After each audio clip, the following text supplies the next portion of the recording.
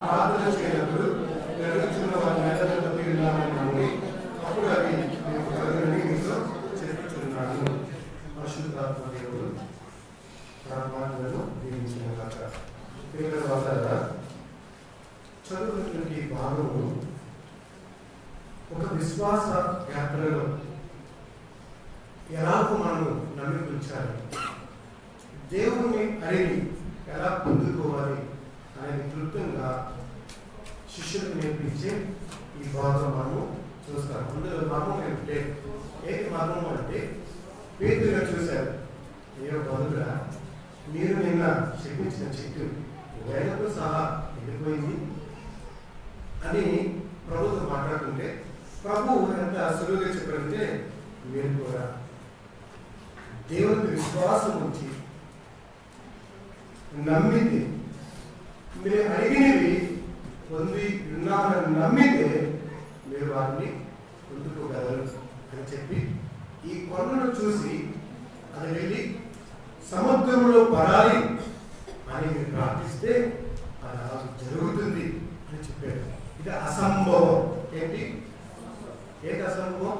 నేను ప్రార్థన చేస్తే కొండ వెళ్ళి సముద్రంలో పడుతుంది అనే నమ్మితే జరుగుతుంది. అసంభవమైన కూడా, సాధ్యము కాని కూడా క్షమించు దేవుడు చేస్తాడు, అసాధ్యమైనవి సాధ్యం చేస్తారు అనేది ఇది మనకు నేర్పిస్తుంది భాగం. ఒక చెల్లి పేరు నాకు తెలియదు, విశాఖపట్నంలో చదువుకుంటుంది. వాటి ఒంగోలు వేరే ఊరు. వెళ్తున్నప్పుడు ట్రైన్ ప్రయాణంలో వెళ్తున్నప్పుడు చెప్పాడు కదా, ఈ కొండ చూసి సముద్రంలో పడాలని ప్రార్థిస్తే పడిపోతుంది. అంత విశ్వాసం నాకు లేదు అని నా ప్రభు చేయగలడు. ప్రభా మీకు ఇష్టమైతే ఈ కనిపిస్తుంది కొండ పెరిగిపోతే అవతల బ్యూటీ ఉంది, ఇది పోదు చాలు, ప్రయాణం వెళ్తున్నప్పుడు చాలా చక్కని ప్రదర్శన చూడొచ్చు. ఈ కొండ తీసి సముద్రం వేసే ప్రభా అని ప్రార్థన చేసి సముద్రం ఆలోచిస్తున్నాం. అంటే ఏప్రిల్ మే అంటే మార్చి సెలవుతోటి మార్చి ఏప్రిల్ మే 3 నెలలు గడిచిపోయి తర్వాత వస్తే ప్రయాణం చూస్తూ వస్తే లేదు, ఏం లేదంటే ఈ కాదా ఏ గర్భంలో వచ్చిందని ఆశ్చర్యపోయి అంటుంది. ఇక్కడ కొండలు కదా, మరి ఇదేంటి చెప్పారు. అమ్మా ప్రభుత్వ వారు దాని గురించి అధ్యయనం చేస్తే దానిలో అద్భుతమైనటువంటి నిక్షేపాలు కలిగాయి. దాని 3 నెలల్లో మొత్తం స్మార్ట్ చేసేవి.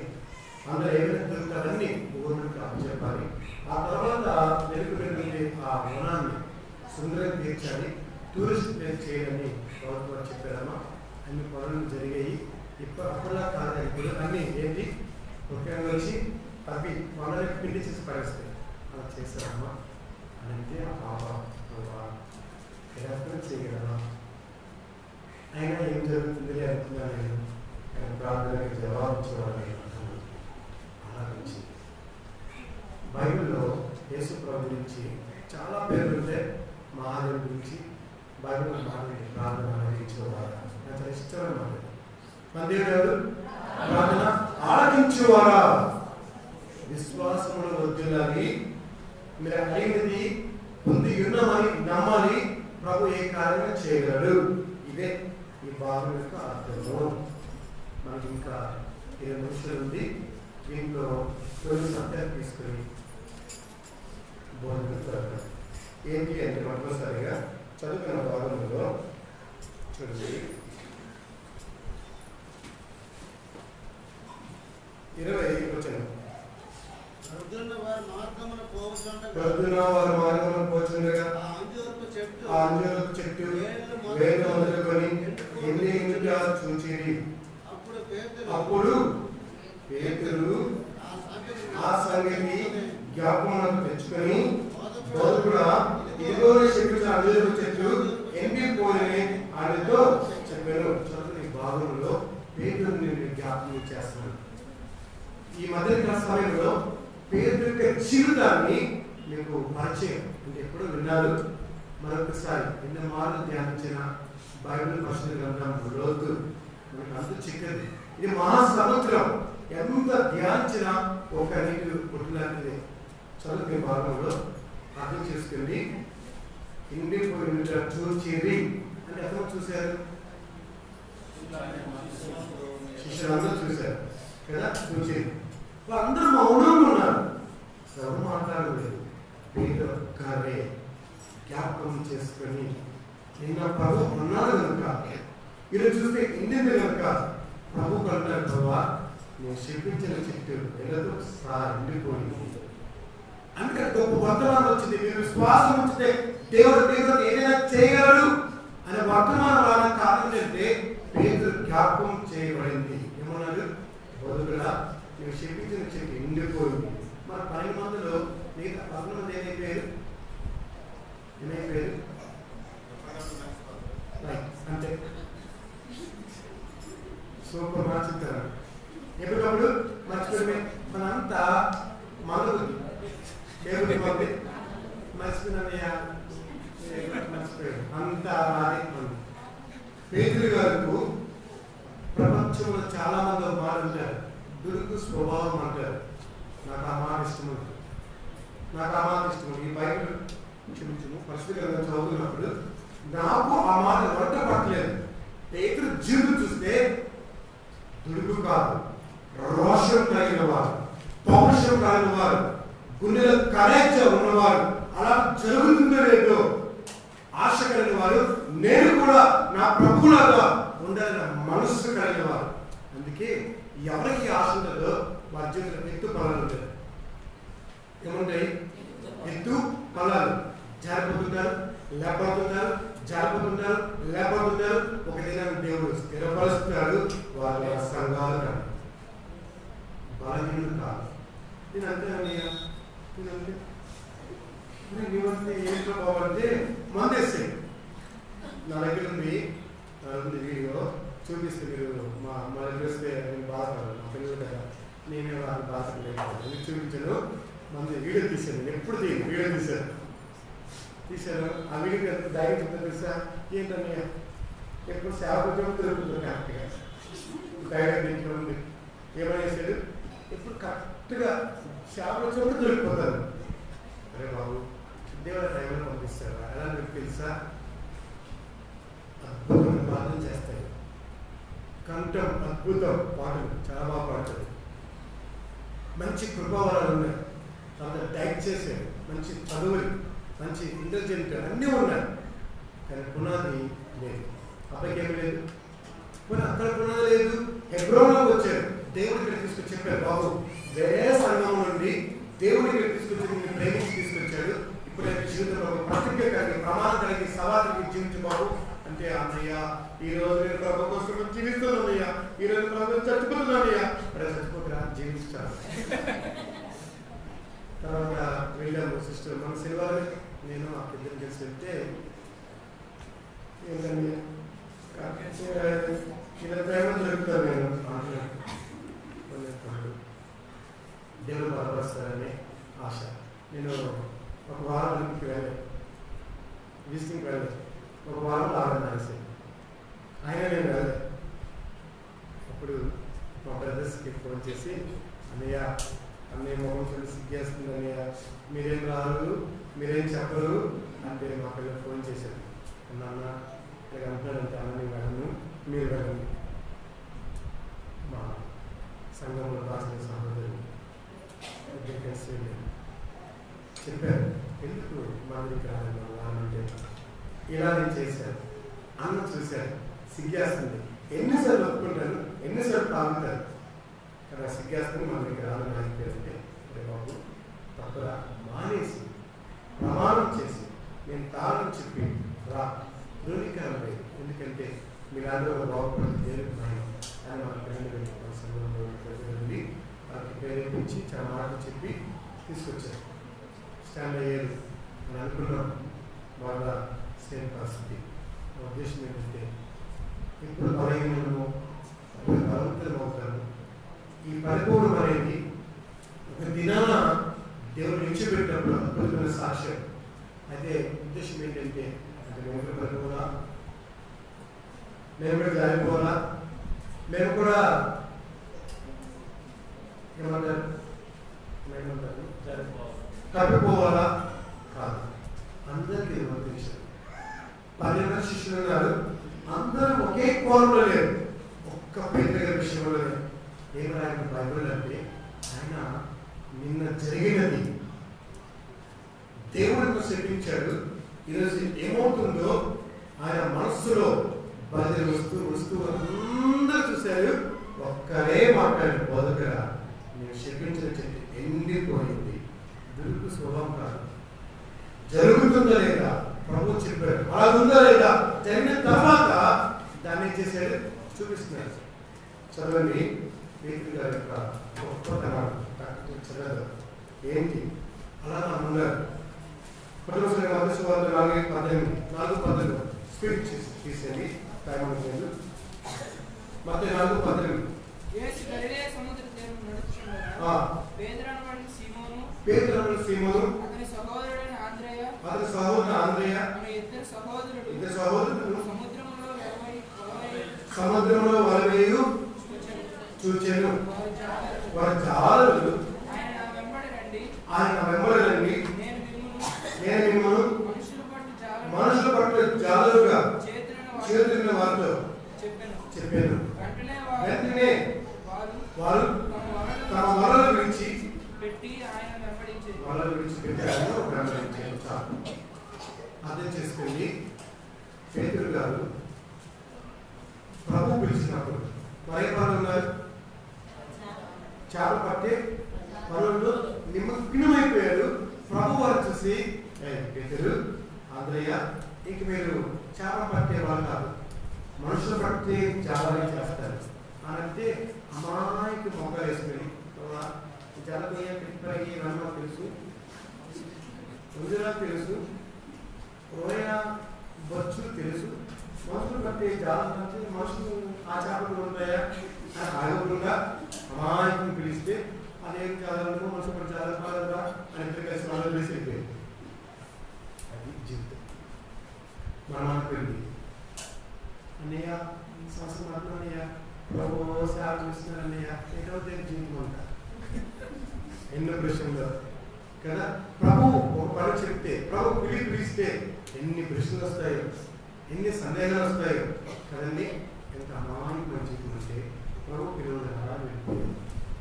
తమ జీవనోపాధైన తమ వలలను విడిచి అర్థము కానిది, భవిష్యత్తులో ఏమవుతుంది అర్థం కానిది మనుషుల పట్ల చాలా చేస్తున్నట్టే అదేమో అమాయకం వెళ్ళిపోయారు. ప్రభు పడకాలు తెలుసా, దేవుడు చెప్పినప్పుడు అమాయకం ఉండబడ్డారు. అందుకే పిలిచిన పిలుపు ఏమైపోయాడైనా నిలబడిపోయాడు. పిల్లరా దయచేసి నా మనవి, మీకు ద్వారా ఏం నేర్చుకోవాలంటే నిలబడిపోయాడు. పిలిచిన పిలుపు ఏం కావాలి? ఫస్ట్, సెకండ్, 2, 8:14 తరువాత యేసు పేతురింటిలో ప్రవేశించి జ్వరంతో పడి ఉన్న అతను చూసి ఆమె చెయ్యి ముట్టగా జ్వరం ఆమెను విడిచెను. చూశారు, అద్భుతం చూశారు. ఎక్కడ? సొంత ఇంటిలోనే. బాబు అర్థమైందా? మా అర్థమవుతుందా? పేతురు ఏమిటి ఆయన ఒక జీవితం అంటే సొంత కుటుంబంలోనే అద్భుతం చూశాడు. యేసుప్రభు వారు అతని జ్వరం ఉన్నప్పుడు ఆయన ప్రార్థన చేస్తే ఏమైంది? ఆవిడ జ్వరం ఇచ్చుకోండి. అద్భుతం చూశారు. 3వ గ్రంథం చూద్దాం. 10వ అధ్యాయము 1-4. ఆయన తన 12 మంది శిష్యులను పిలిచి అపవిత్రాత్మను వెలుగొట్టుటకును ప్రతి విధమైన రోగమును ప్రతి విధమైన వ్యాధిని స్వస్థపరచుటకును వారికి అధికారము ఇచ్చాను.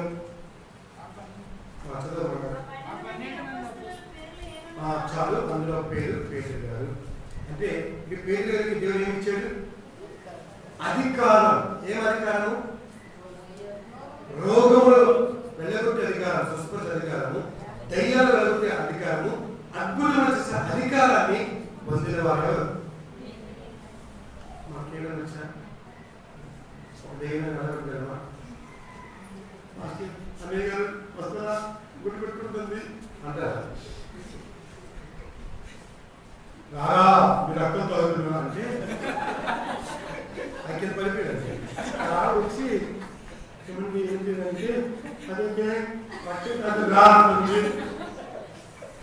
అప్పుడు ఆవిడ మొదటి ఏంటి ఫోన్ చేసింది పాస్ట్ గారికి, అన్నగారికి ఫోన్ చేసింది. అన్నయ్య రక్తం తాగుతుందంటే అప్పుడు ఒక గుంపులో నేను కూడా ఉన్నాను, నేను కూడా వెళ్ళాను. వెళ్తే అవుతుంది రక్తం కావాలి అంటారు. ప్రార్థించమ్మా అని దైవశాన్ని ప్రార్థించారు. కొత్త విశ్వాసం నేను ఆ రక్తం అంటుంది నా గురించి జరుగుతుంది. నేను కూడా కొత్తది కాబట్టి ఈయన ఏ సత్యం చేయం దయం వచ్చింది. ఎవరికి? వారికి. అలాగే వెళ్ళి ప్రార్థన చేశారు. బాబా ఈ పిచాచి ఈ దయ్యాన్ని వేస్తున్నామని బాధిస్తున్నామని చిన్న ప్రార్థన చేశాడు. మనిషి మా సంఘంలో సేమ్ అదే సిచ్యువేషన్. ఇక్కడ మా సంఘంలో భయపడలేదు కదా, అసలు భయపడలేదు. చిన్న పిల్లలు కూడా ఆ పాపతో ఆవిడని ఉన్నారు. రక్తం తాగుతా అనే పెద్ద గోల్ ఆ పాపకి. ఆమె గోల్ కట్ చేసారా అంటే తీరా ఎందుకు లోపల గోల్ ఉంది కదా, గోల్ తీ ఈ కొన్ని ఉంటుంది. గోల్ ఉండకూడదు ఎవరు కూడా. గోల్ ఎవరు ఆడపిల్లలు ఏమనకూడదు. గోలు రాక్షసి గుణం. ఏ గుణం ఇది? రాక్షసి గుణం. కాబట్టి గోల్ ఉండకూడదు దేవుని పిల్లలకి. ఆ గోల్ తీసేది ప్రాజెక్ట్ వస్తామంటే రేపు తీసేస్తున్నానయ్య అని మళ్ళీ పెట్టుకుంది. అక్కడ కూర్చున్నాక అంటే పుష్పని ఆవిడికి ఒక రక్కు, నాకు ఒక రక్కు, ఆయనకు ఒక రక్కు అనే లోపల కూర్చుంటే అప్పుడు ఏం చేశారు? నమ్మాలి కాదు మనం ఎలా పట్టుకోవాలంటే ఇప్పుడు చేతులు ఉంది కదా, పొరపాటు దయ్యం గురించి చెప్పి ప్రార్థన చేసుకుంటే పట్టుకుంటారు. ఇక్కడ ఉంది కదా ఈ చేతులు పట్టుకోవాలి. అప్పుడు అందుకో అలా పట్టుకోవాలి. అప్పుడు చెప్పిన అక్క పొరపాటుగా పట్టుకోక మొత్తం ముక్కలు తీసేది ఇక్కడ అక్క చెప్పుకోండి. కాలు పట్టుకుంది ఆ లెక్క ఒక ఇసిరిసి తాగోడు వెళ్ళిపోయింది. ఆ లెక్కే వాళ్ళకున్నాడు. ఇటు పక్క ఇది వెళ్ళిపోయింది. మొత్తం 9 రోజులు పోవాలి. అదేంటి 9 రోజులు. అదే పేదలైతే ఒక్కసారి నామంలో కోరికాక మారిపోయాడు. ఇంత గొప్ప శక్తి పొందుతున్నారు ఎవరు? ఎందుకు చెప్పండి. శక్తి పేరుకి ఏముంది? 12 మంది శిష్యులు ఉన్నారు. ఒక్కరే ఏమన్నాడు?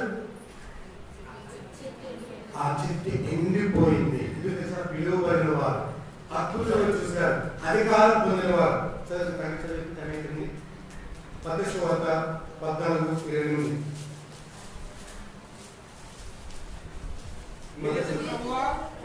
నీవే అయితే నేల మీద నడిచి నీ యొద్దకు వచ్చుటకు నాకు సెలవిమ్మని ఆయనతో అనెను. చూసారండి, పేతురు ప్రభువా నీవే అయితే నేల మీద నడుచుటకు నాకు సెలవిమ్ము. ఏం మాట కదా, నేను నడుస్తా, మీరు సెలవిస్తే.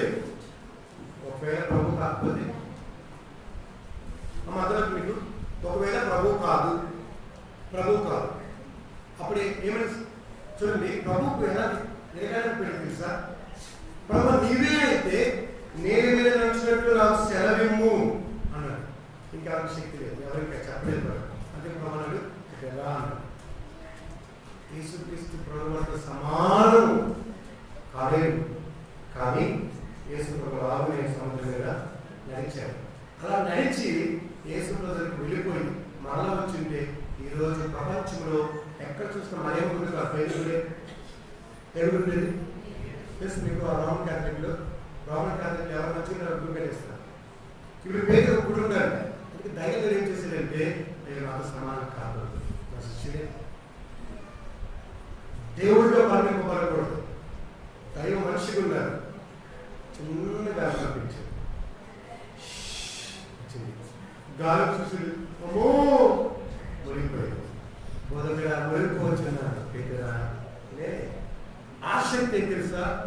దేవుడితో కూడా నడవాలని గుండెలో కలయిస్తాడు.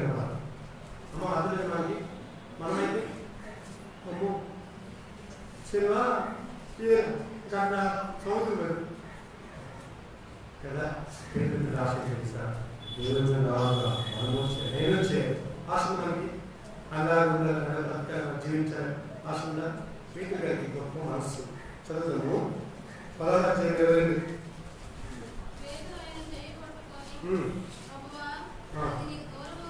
చాలు. పేతురు గారు ప్రభుకి ఏం చేశాడు? ఒక ఉపమానం చదివితే, నేను చనిపోతాను పేతురు గారు అంటున్నారు, ప్రభావానికి దూరం ఉంటాను, మానవాళి వరకు చనిపోతాను, పాత్రలు వేస్తానంటే పేతురు అంటారు, ప్రభావానికి దూరం ఉంటాక. పేతురుని దేవుడు చూశాడు, పేతురు నమస్కారం సైతానుడు అని చెప్పి పేతురులో ఉన్న సైతాన పొమ్ము అన్నాడు, గతించబడ్డాడు. మీకు ఎవరైనా పొరపాటున సైతాన అన్నాడు, మీరేమవుతారు? మీకు అనరు, దైవ సాక్షి మీకు ఎవరు అనరు. మనం వెనుకున్న సైతానికి అవధి అంటారు, సైతానా అంటే మనం సైతాలో ఒక తిట్లు మనకు రావు, వస్తే మాత్రం మీ అమ్మ సైతం, మీ నాన్న సైతం, మనం కాబట్టి ఏం చేస్తాం మనం? ఏం సైతానా వెళ్ళిపోతుంది దగ్గరికి, లోకి. ఇంకా బంధు, ప్రేజర్ బంధు, కానుక బంధు, అందరికి బంధు, కోయిక బంధు, అన్ని బంధు. పేతురు గారు మంచి మనసు తెలుసా? సైతానా దానికి బొమ్ము అంటే సరి చేయబడ్డారు. చదువుము 16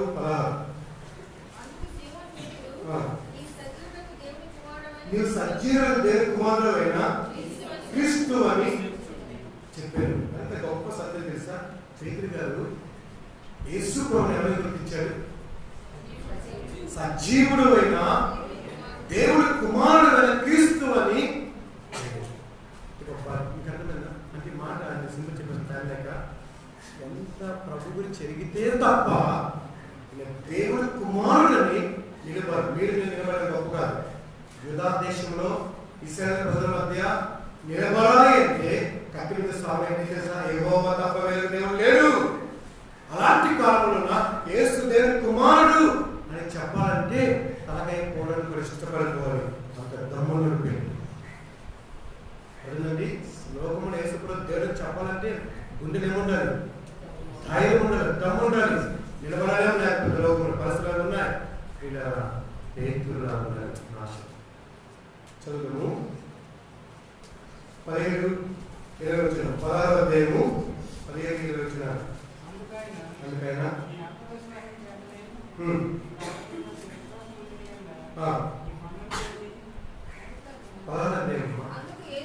అందుకు యేసు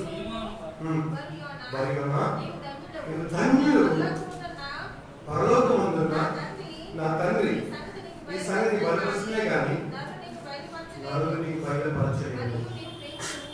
చాలా కానీ ఉద్దేశం అక్కడ సీమోను భయ ఉన్నాడు. దేవుడి చేత ధన్యత పొందిన గొప్ప దైవ వీరుడు ఎవరు చూసారండి? పేతురు అంటే దుర్గ స్వభావం, పేతురు అంటే భయం కాదు. దేవుడి చేత సాక్ష్యం పొందినవాడు. సీమోను భయ ధన్యుడు పరలోకమందున్న తండ్రి నీకు బయలుపరచను. దేవుడి యొక్క సంబంధం లేకపోతే బయలుపరచబడుతుంది. ఇది దేవుని కుమారుడని అర్థమవుతుందా? ఒక సంగతి మనకు తెలియాలంటే దేవుడితో సంబంధం అనుకుంటారు, అప్పుడు దేవుడు బయలుపరుస్తాడు. చదువుదాము 17వ అధ్యాయము 1వ వచనం. 17వ అధ్యాయము 1-12. 6 జన్మలైన తర్వాత యేసు పేతురును యాకోబును అతని సహోదరుడైన యోహానును వెంట పెట్టుకొని ఎత్తైన ఒక కొండ మీదకి యాకోబుతో పోయి వారి ఎదుట రూపాంతరం పొందిన. రూపాంతరం పొందడానికి దేవుడు 3 సాక్షించాడు. ఆ 3 సాక్షి పేతురు. పేతురు లేకపోతే ఏం చేయలేదు. పేతురు, యాకోబు, యోహాను లేకపోతే ఏది చేయలేదు. ఖచ్చితంగా పేతురు ఉండేవాడు. ఆ స్థానం ఏంటి? ఎంత అద్భుతం కదా! ఎందుకు ఇలా చేసేది అంటే కొన్ని విషయాలు ఉన్నాయి, నేను చెప్పేస్తాను. 17-24 చదువుతుండే పేతురుకే పరిశీలించడానికి వ్యాఖ్యానించారు. పేతురు సముద్రంలో కాలం వేయు, ఒక చేప వస్తుంది, కానీ నోట్లు ఏముంటుంది? శకులు ఉంటుంది. 6 శకులు ఏం చేయాలి? శకులు తీసుకెళ్ళి 6 శకులు నాకు 6 శకులు నీకు అంటే అర్థం చేసుకోండి. నా ఉద్దేశం ఫ్యామిలీ కాబట్టి ఏం ప్రభా ఎక్కడో పెడుతుందంటే వెళ్తాను, మోటార్ ఉందంటే వెళ్తాను. సముద్రంకి వెళ్ళి గాలి వేయి, వ్యాధి రోడ్లో శకులు ఉంటుందంటే నేను మన రాకని పేదలు ఎంత అమాయకులు తెలుసా? రాళ్ళు వచ్చారు కదా, అందుకు అమాయకులు అడిగి చేప దేని ఇప్పుడు సిగ్గులు ఉంటుంది, సిగ్గులు నేను ఎంతో ఏ ప్రశ్న లేదు. నేను మనం చెల్లించాలి. గాలం వేశాడు, చేప వచ్చింది, గెలిచాడు, సిగ్గులించి ఆ శక్తులు రాదు, ఆ శక్తులు నీకు చెల్లించు. ఈ ఆధిక్యత దేవుడు పేదరికి ఇచ్చాడు. ఇంకా అతను బాబు పేదరికి ఏమిచ్చాడు? అమాయకంగా నమ్మాలి దేవుడు. దేవుడు నమ్మాలి. చెప్పండి తల్లి, అమాయకంగా నమ్మాలి. వెళ్ళిపోండి. వీలుగా అనేక ఎన్నో చెప్పుకుంటారు. బాక్సింగ్ గారు 2000 మంది కూర్చున్నారు. 2000 మంది పైకి కూర్చున్నాడు. ప్రభు చెప్పాడంట, ప్రార్థన చేస్తాడు. నా కుమారుడు ఈరోజు సంఘం భోజనం ప్రకటించన్నాడు. అమాయకంగా ఫుల్పిటికి వీళ్ళని అందరికీ మధ్యాహ్నం భోజనం ఉందని చెప్పేసాడు.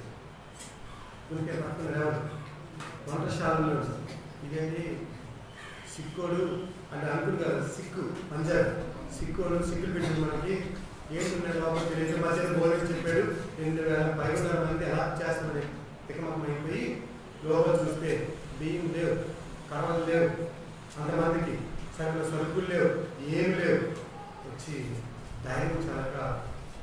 ధైర్యం చేసుకుని అన్నాడు, మధ్యాహ్నం భోజనం అన్నారు కదా, మరి సరుకులు ప్లీజ్ నీల్ డౌన్ ప్రే మీరు మోహించి ప్రార్థన చేయండి అని చెప్పింది. మోహిని ప్రార్థన వచ్చేదయా వాళ్ళ ఉంది అడిగితే ఉసూరు ప్రార్థన చేస్తారు. ఉసూరు వెళ్ళి ప్రార్థన చేస్తారు. ఎందుకు ధైర్యం చాలు. పెద్దలు వచ్చారు, అన్నయ్య గారు మరి భోజనం అన్నారు కదా, ఏం చేయమంటారు? ప్రార్థన. అంతే ప్రార్థన అన్నాడు. వాళ్ళు ప్రార్థన చేస్తారు. కార్యక్రమం మనకి మీకు అయిపోతుంది, ఆరు అయిపోతుంది, 100 పెడుతున్నాయి, హాస్పిటల్ పెడుతున్నాయి, గుండెలు పెడుతున్నాయి. 2000 మంది పైన ఒకసారి గమ్ము వచ్చి కూర్చుంటే ఏం చేస్తాం? అన్నమంటే ఏం చేస్తాం? భూములు అంటే ఏం చేస్తాం?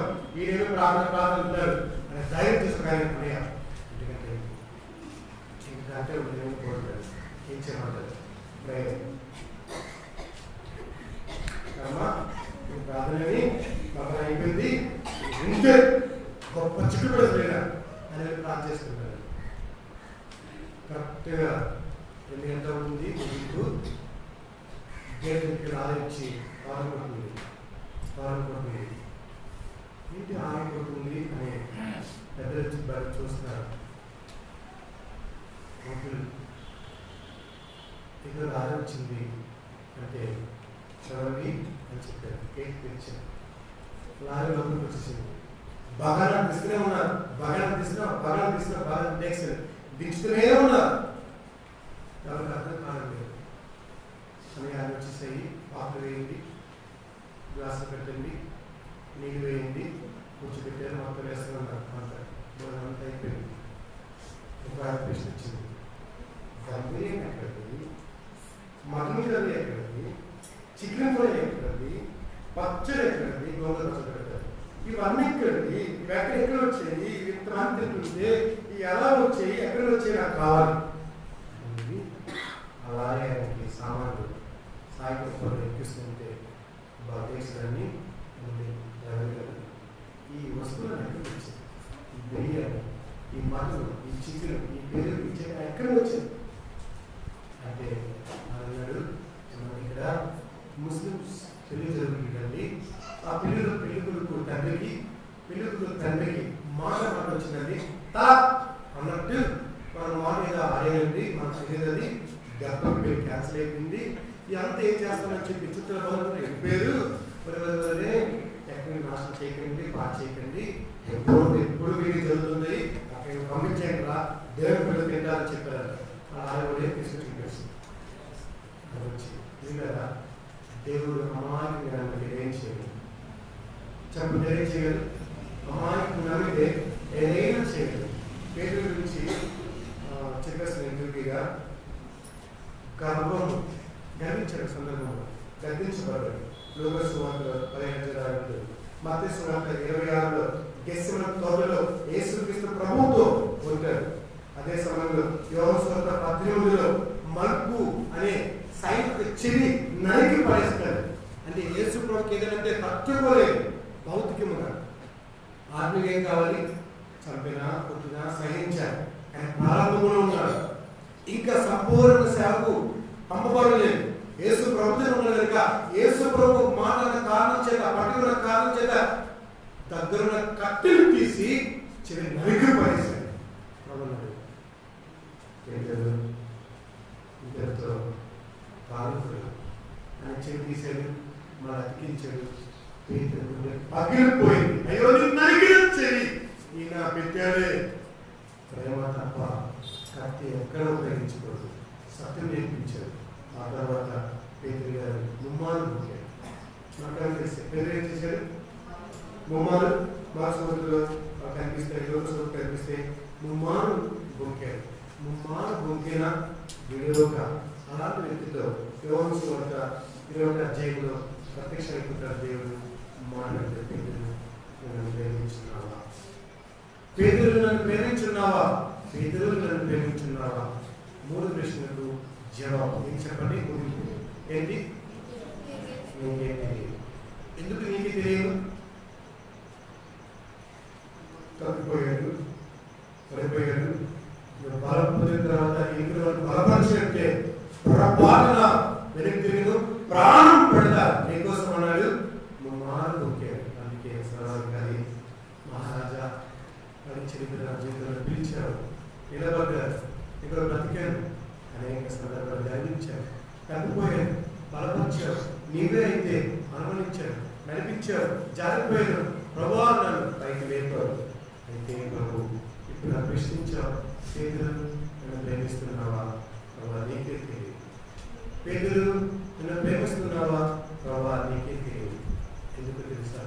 ఇంకా అబద్ధమాలు జాతులు చేసి చూపిస్తాను, నీ వరకు చచ్చిపోతాను అనే భావము లోపల దాచుకుని ఆ మహాదేవుడు బ్రతుకు చూపించి కడలి కాలంలో యేసుక్రీస్తు ప్రభువులాగా సిలువ వేస్తాను అంటే అంత యోగ్యత నాకు లేదండి.